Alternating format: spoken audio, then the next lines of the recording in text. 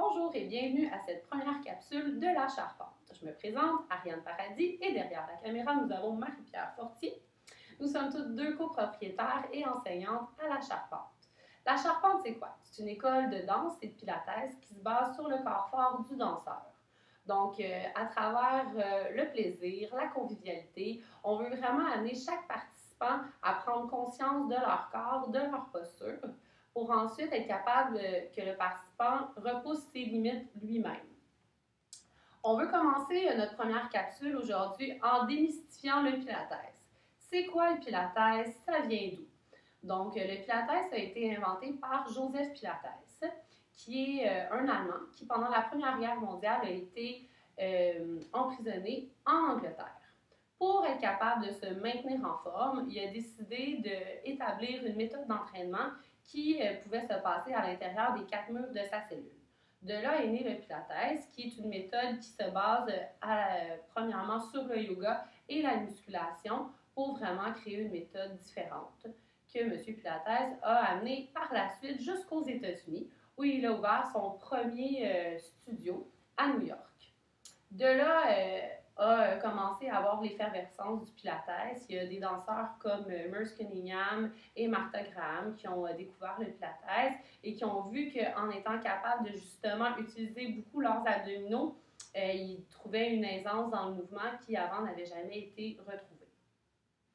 Donc, à travers le Pilates, on a 6 concepts de base qui sont le contrôle, la concentration, le centering, la fluidité, la respiration et la précision, tout ça à travers le mouvement.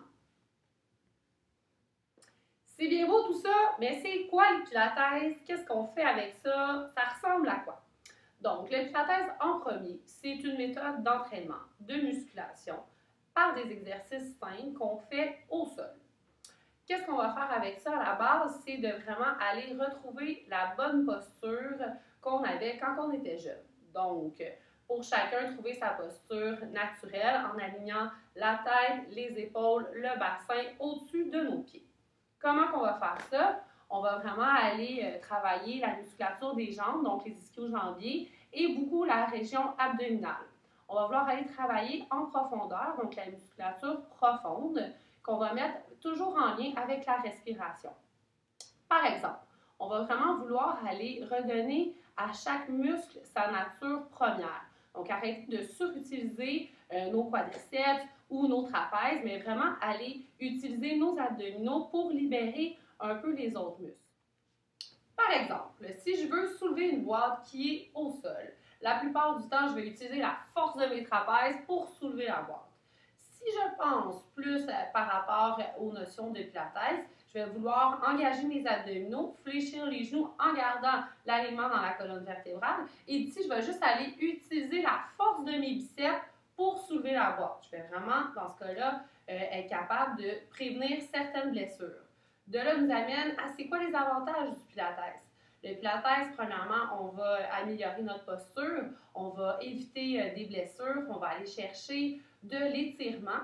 On va aussi aller vraiment travailler les muscles, mais en longueur. Donc, au lieu de contracter nos muscles le plus possible, on va aller vraiment les forcer, mais en longueur, parce qu'on met tout ça en lien avec la respiration.